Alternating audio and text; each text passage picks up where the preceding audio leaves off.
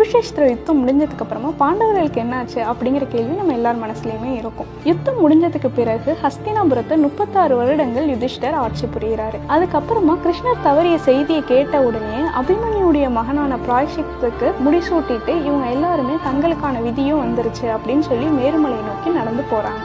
மேருமலையில நடந்து போயிட்டு இருக்கப்ப இவங்களை பின்தொடர்ந்து ஒரு நாயும் வருது. மலையில மேல செல்ல செல்ல திரௌபதி, அபிமன்யு, சகாதேவன், நகுலன்னு ஒருத்தரா கீழே விழுந்து உயிரை விட்டுறாங்க.